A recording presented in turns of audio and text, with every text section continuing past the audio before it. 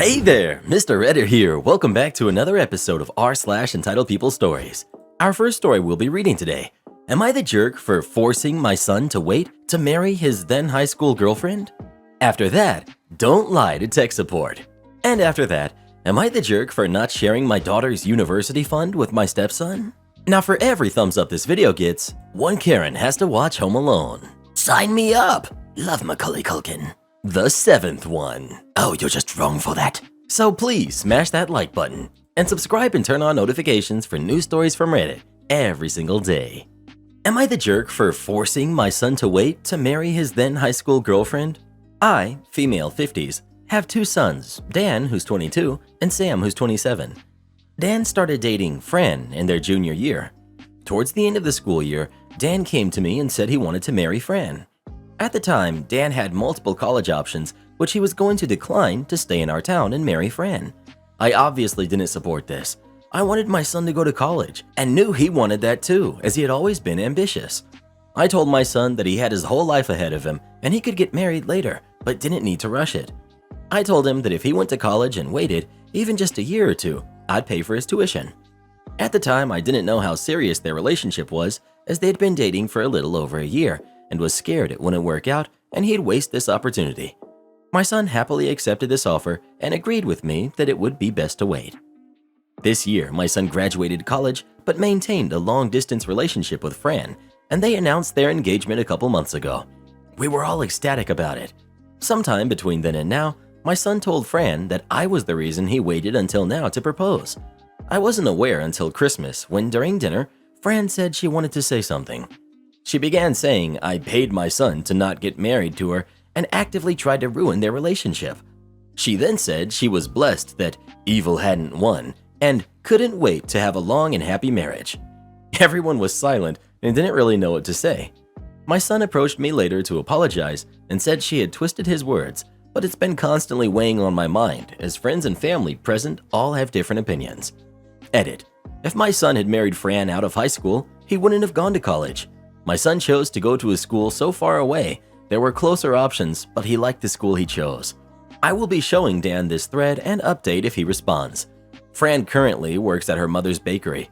She wants to be a stay-at-home mom once they get married and was waiting for Dan to come back home. Update. Dan and Fran have talked and cleared the air around this situation. Fran feels awful about what she said and realized she should have come and talked to me privately. This situation, however, brought up other issues between the two and their future, as Dan expressed to Fran he would like to go to law school. Fran wants them to start their life together and thinks it's unfair for Dan to make them wait 4+ years. Dan is currently home, and we will be dealing with this together. Thank you all for your advice. Dan has read this thread and is now feeling unsure about their relationship.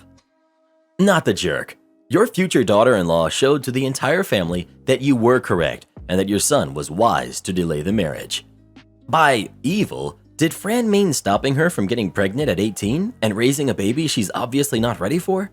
OP was correct. Fran was definitely not ready to get married at 18 and probably isn't even now. OP's son should rethink marrying her now or ever. Fran's treating her partner's mom like an obstacle to their love story, even though she's just looking out for them. Calling her mother-in-law evil might be the precursor to a very strained, potentially toxic mother-in-law/daughter-in-law relationship. Also, it was just an offer that OP willingly took them up on. So if she's going to be mad at anyone, she should be mad at her partner. He's the one that delayed their marriage. I think Fran is operating on the emotional level of a kid. Also, she doesn't dare get mad at the son/boyfriend/fiance because she would prove exactly what she is, a Karen in the making. So there has to be a target for her immature and childish behavior. It will not be a long and blessed marriage. I think the son will go ahead, the marriage will last maybe 7 years or so, there will be kids. There are always kids in these situations, as if to guarantee the greatest possible destructive return. And Fran will end up a bitter, divorced girl with a kid or two. That is my prediction. I just hope Fran pulls some sort of stunt that makes the son really see her for what she is and dump her. Well, who do you think is the jerk? OP or Fran? Please let us know. I had a few friends who got married right out of high school. They're all divorced now and broke and unhappy and stuff. Don't lie to tech support. At my previous job, I worked on the business support desk. One of the products we offered was a SIM/data management service. Basically, you would buy a block of data, say 100 gigabytes per month, and however many SIM cards you needed. Then you can assign data to SIM cards as needed via the customer portal. We weren't the actual cellular network provider, we just sold data and SIMs on their network. We would often receive tickets regarding SIM cards not working. 90% of the time, it was a configuration issue. You needed to use the correct APN to connect. Other issues were signal problems and faulty devices, not the SIM cards themselves. They don't just suddenly become faulty, bar the odd dud from the factory. On this particular day, I received an urgent ticket first thing in the morning about a SIM that was offline and not reachable. The tech who logged it was very insistent that this was an urgent issue and wanted constant updates. I checked from our portal and could see that the SIM still had data assigned, so it was not a simple issue of running out of the assigned data. Our first response in this sort of situation is to have the user check the physical SIM, take it out and reinsert it, and confirm that the correct APN was in use. Our terms and conditions firmly state that this is the user's responsibility, as the SIM could be anywhere in the country. Not long after asking the above, the tech responds that the checks have been done and asking for an ETA on resolution. At this point, I was pretty sure that they were lying and had not checked anything. I get a sixth sense about these things, but had no proof. At this point, our next option is to have the cellular network provider check the SIM, which takes at least a few hours. With the tech continuing to hound me, I ended up escalating the call with the provider, who confirmed that there were no issues in the area and that the SIM was offline. By now, it was mid-afternoon, and I was getting very annoyed with how the tech kept asking for escalations and ETAs when I knew they were lying about performing the requested checks from their side. If they had done the checks, this would mean that the SIM card just failed after working for months. That just didn't happen. I decided that it was time to comply with the tech's request to expedite the issue. I drafted an email confirming 1. The tech had performed the requested checks. 2. The cellular network could not find any issues. 3. The SIM had sufficient data available. 4. The next step was a SIM swap, which I would ensure was done immediately. As soon as the email was sent, I called the individual responsible for SIM swaps, and by the end of the call, the swap was complete. For those that don't know, a SIM swap is irreversible and renders the old SIM completely unusable. Shortly after, the tech's manager got involved and asked us to postpone the SIM swap as they wanted to check the device on site, confirming my suspicion that this was never done. I replied that the tech had informed us that all the on-site checks were done already and that the SIM swap was expedited due to his insistence. Turns out that the SIM was in some networking equipment in a mine in a remote province of the country. The tech's company now had to send someone to our office to pick up the new SIM, then drive all the way to a remote mine to replace it, potentially a 2-day job. I'm not sure if the tech received any disciplinary action, but he never asked to escalate a SIM issue ever again. There was no fallout for us as we were covered by the terms and conditions. Edit. As some commenters have noted, technically SIM swaps can be reversed. However, we did not offer this, most likely as the network provider did not allow it. Reply. The trick I learned is to ask them a question about whatever it is you want to check. Example, use, is your copier plugged directly into the wall or a surge protector? And if the latter, tell me how many lights and of what color are showing, as opposed to, is your machine plugged in? The former gets them to plug the machine in and resolves the problem. The latter gets a belligerent customer who knows for sure the machine is plugged in and has to have a tech drive 3 hours to plug in the machine. Am I the jerk for not sharing my daughter's university fund with my stepson? My husband and I are a couple in our 40s. We've been married for 10 years now. We both have 17-year-old kids. He has a son with his ex-wife and me a daughter from my husband who passed. When we married, we chose to keep a portion of our finances separate due to both having kids already, previous real estate investments, and he having expenses like alimony and child support payments. We do combine our incomes for our mortgage and household expenses, our retirement, major purchases, etc.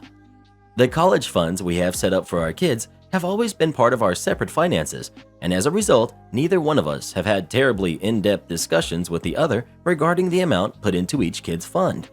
I never expected both kids' funds to be penny for a penny equal, but I did expect them to be closer than what I recently discovered. Both kids have now applied to and both been accepted to university as it's their senior year.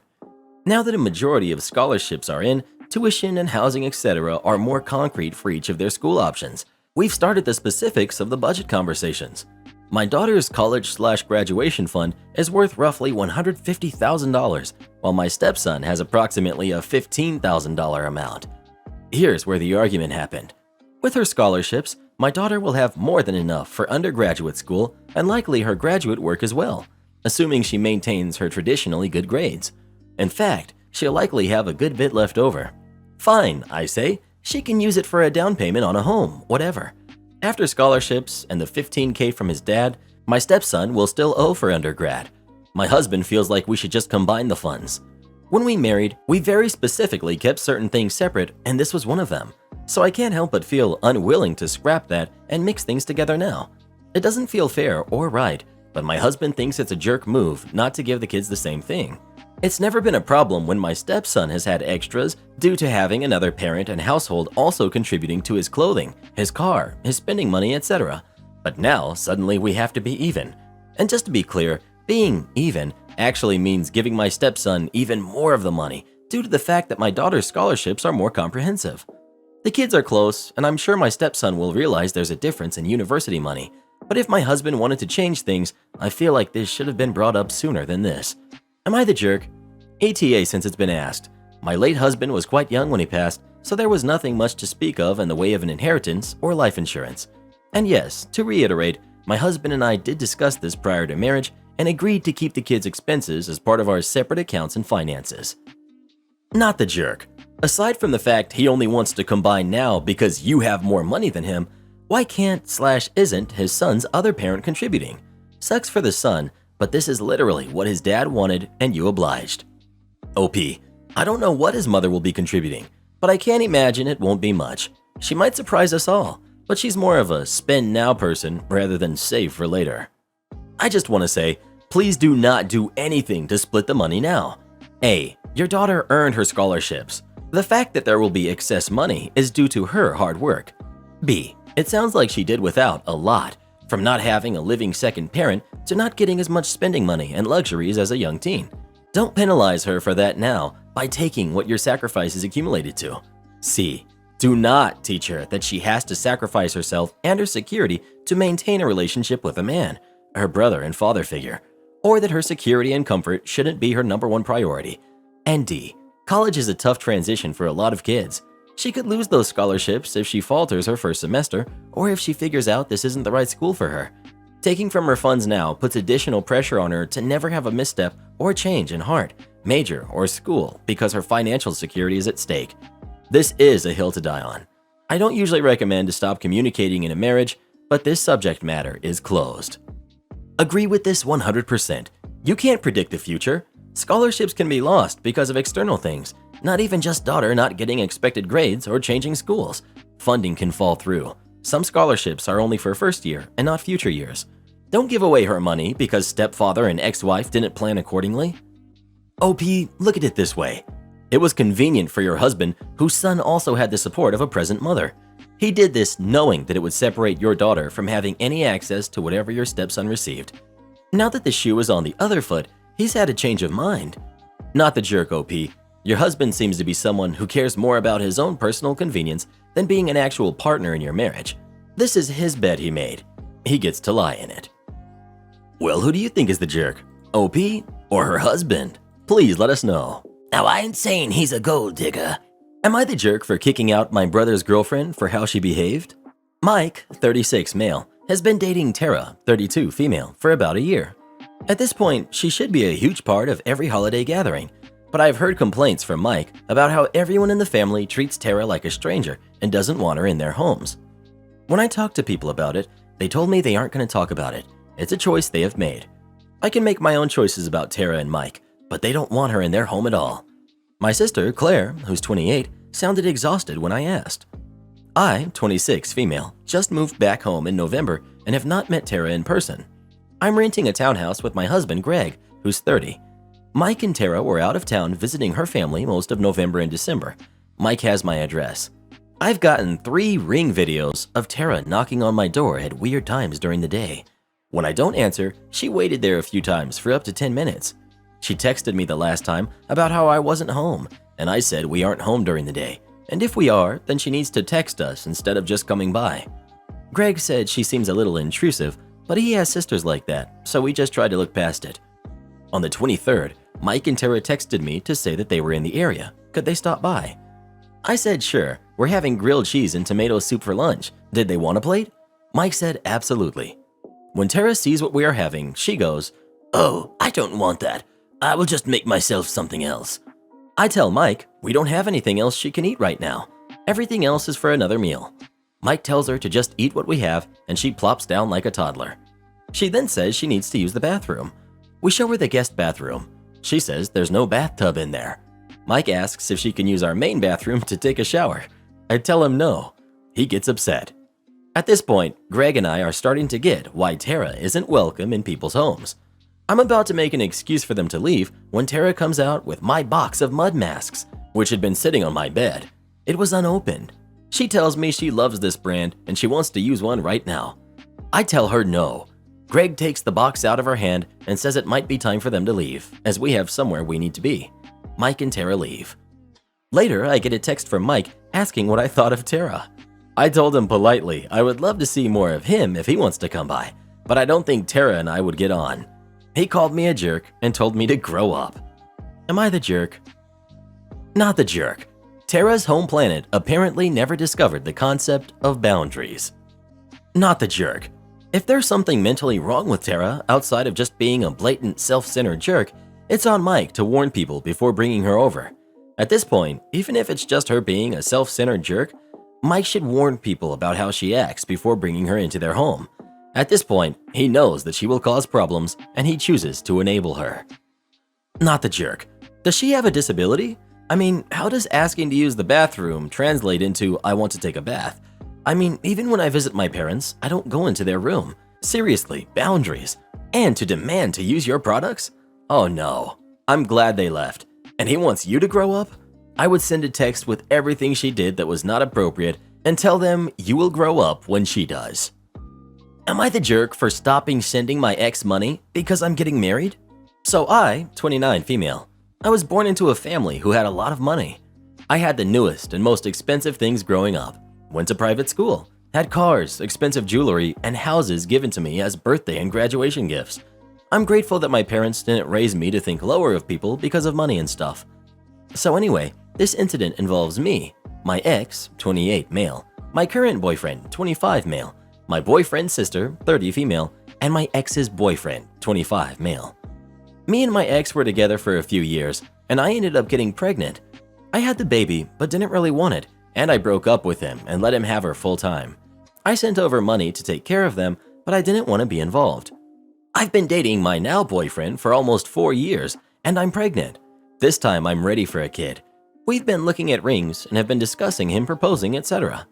I am close to my due date now, and I decided since I want my dream wedding, plus I want to get nice things for my kid and for myself, as a reward for going through these 9 months, that I would stop sending money to my ex for a while. I didn't want to want something for my wedding or my kid or me and not be able to get it. I stopped the payment and was talking about it to my boyfriend. He said that it was my money, so I get to decide what I do with it, but said that I have so much he couldn't possibly see how I could spend so much and run out. Well, his sister was over, and she told me that it was not okay at all.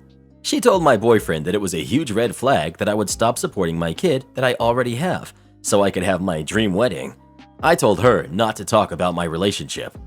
Well, she knows my ex through me, but turns out she actually knows his boyfriend personally, and she decided to text him and warn him that I'm not going to be sending any more money without even asking me. I called her rude and selfish and told her to get out of my house. My boyfriend tried to calm things down, but I said he should have my side, and if he's going to go against me, he can also leave. He shut up and his sister left. I got a message from my ex's boyfriend saying that I should have told them, that I'm lucky that they didn't rely on that money to feed her and that they could support her on their own income. He said that my reasoning is messed up and I should have at least given them a heads up. I told him that he is not my kid's dad and should stop acting like one.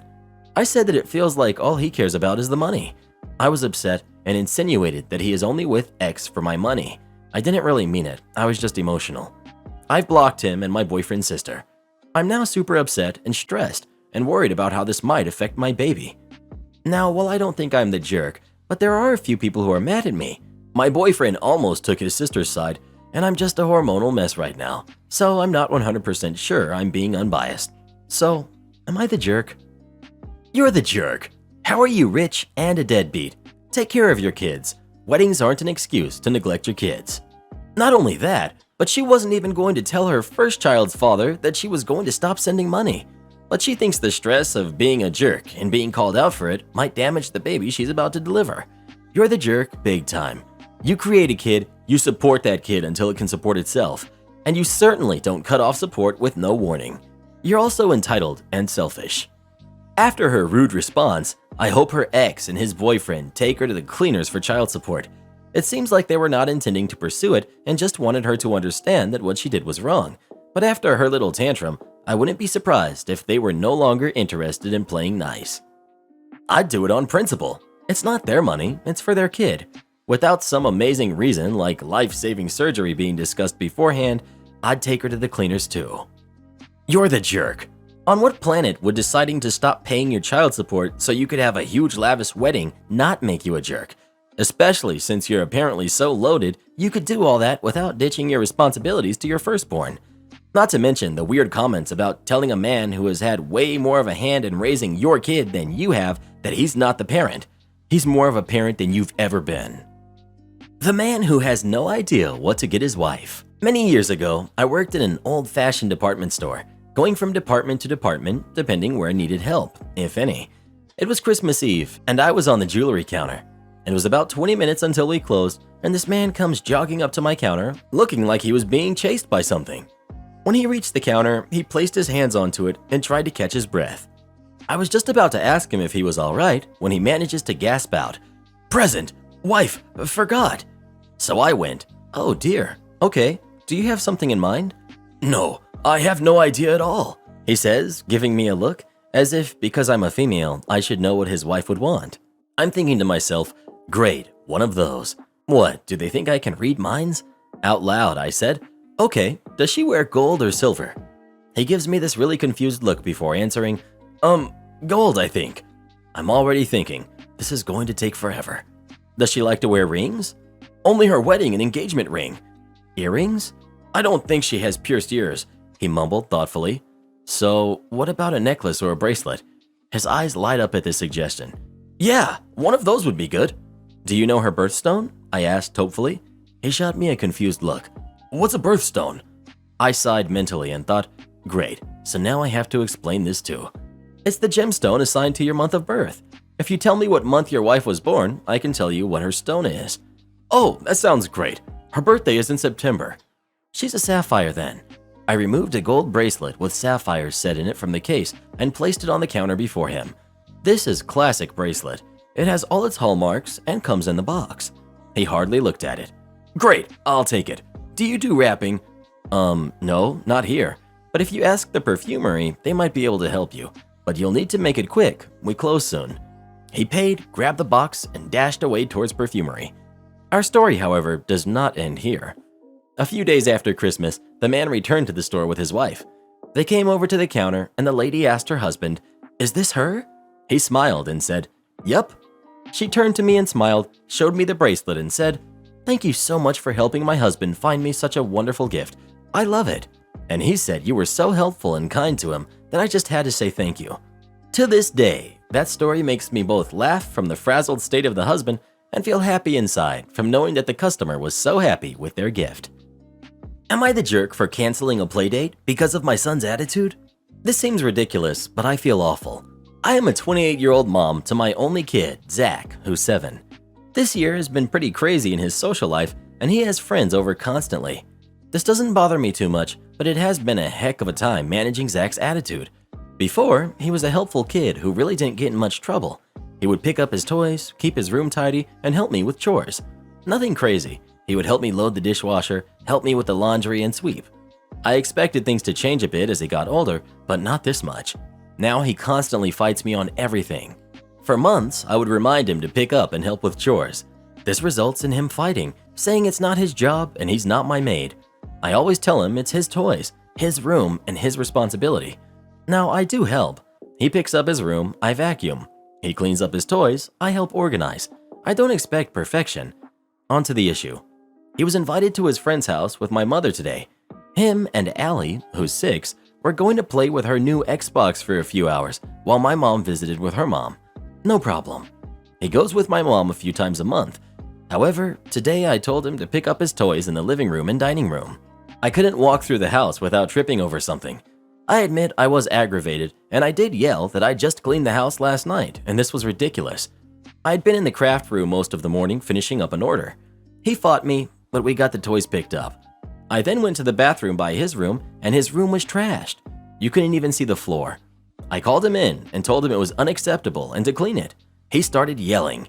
He threw toys at me and yelled that he's not my maid, that it's his room and I can't tell him what to do with it. I was angry, and I told him he wasn't going to Allie's house today. This ended in screaming and tears. I held firm. My mom called me, telling me she would be on her way to get Zach soon. I told her sorry, but Zach was grounded for the day, and I explained what happened. She yelled at me, saying he's 7 and shouldn't be expected to clean or miss time with his friends. We got into an argument, and I hung up on her. Now her friend is texting me, saying she doesn't know if she wants her daughter around me, and she doesn't want Zach over anymore until I apologize to my mom and to Zach. Am I the jerk? Not the jerk. My question is, where did he learn to use the "I'm not your maid" line? A kid who has generally been helpful with things like this doesn't just suddenly stop and start spouting crap like that. Find the adult or the kid who is rubbing off on him and put an end to it. Grandma and her friend, on the other hand, need to be told in no uncertain terms to butt out. Period. Your kid is not theirs, and you will be the one making the behavioral expectations known to him and handing out the punishments you see fit for not meeting those expectations. ETA, on the off chance he got the whole "not your maid" thing from something he watches online or TV or wherever, sit him down and explain to him why this is offensive, and that by saying this, he's basically calling you his maid. Actually, shut him down and explain it anyway. He's 7 and should not be saying crap like that to anyone. Period. Not the jerk. You did the right thing. 7 is old enough to know what is right and what is wrong. He didn't clean his room, copped an attitude about it, and you didn't reward that behavior. Please stand firm against your mom and Allie's mom. They can do what they like, but you are raising your son right. His future husband or wife will appreciate your efforts. You got this, mama. Well, who do you think is a jerk? OP or Grandma and her friend? Please let us know. If I had ever spoken like that to my parents, I probably wouldn't be alive right now. Me neither, Karen. Me neither. Am I the jerk for not wanting to pay back a friend after they helped me out? 3 months ago, I, 21 female, was out running errands, and I accidentally slammed my finger in the car door. It didn't break anything, but I was wearing acrylics, and about 3 of them were ripped off, and I needed a band-aid badly. My friend lived about 3 minutes away from where I was, so I called her and asked if I could come over for some help. She agreed, and I raced over to her place as fast as I could. I parked close to her apartment and didn't even think about the parking situation. When my friend opened the door, she ushered me in, and it took about 10 minutes to get me cleaned up. Her roommate also came out to help, and we talked for 10 more minutes before I left. When I got to my car, I saw it had been booted. I called my friend, and she said, "Oh crap, I totally forgot about parking," and her roommate came out to help me. I called the company, and they informed me that it would cost $150 to take the boot off. I was completely distraught because I had no money left after grocery shopping, and I wasn't going to get paid for another week.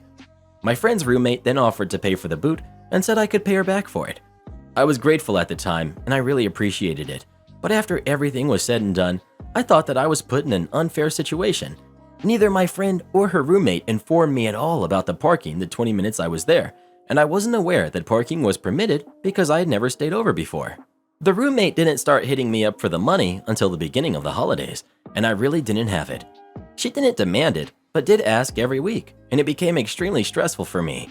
I talked to my boyfriend about this situation, and we agreed on a possible solution where I would pay her back for half, but the other half should be on them since they were the ones who didn't inform me about the parking situation.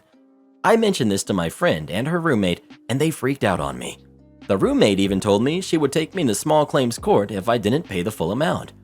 I don't think what I asked for was unreasonable, and everyone in my life, boyfriend, parents, mutual friends, agree that this is a good solution. Am I the jerk? Edit. Roommate was her friend/acquaintance. We had hung out a few times with my other friend, but I didn't know her as well as my friend who I called. Edit. It wasn't no parking. It was regular parking that required a permit. Yes, there was signage, but I didn't see it because I was just looking at her apartment. I didn't have multiple violations that led to me being booted. It was a private parking, and it was a college town, so they will boot or tow at first violation. Edit. I Venmo'd her the $150. You're the jerk. It's not their job to ensure you park your car properly. It's your car, and if you've never stayed over, then you should have asked if it would be okay to leave it there. I understand you were in a bit of distress, but I find it rather crappy that your friend's roommate fronted the money for you, and not only are you making them chase for it, you're now thinking of not paying them back in full. I'd be so embarrassed if I was OP's friend. The experience alone would make me reevaluate our friendship, and I'd probably stop talking to her. No, but literally imagine helping your roommate's friend because you saw they were clearly in distress and being kind enough to remind, not demand the money, even after weeks, then getting blamed for not informing them of parking rules with visible signage. You're the jerk for going back on your word and changing your mind about paying back a debt. This is exactly it. It isn't about them warning about the parking, but an agreement for someone to front the money with the understanding the money would be paid back was made. You don't backtrack after accepting the money.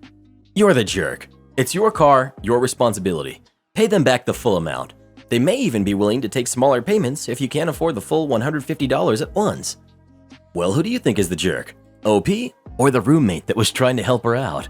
Please let us know. Might want to put up some no Karen signage in that parking lot as well. Support our channel by joining as a member today, and we'll give you a shout out in our next video. Or come watch this video next. You won't believe what Karen does in that one.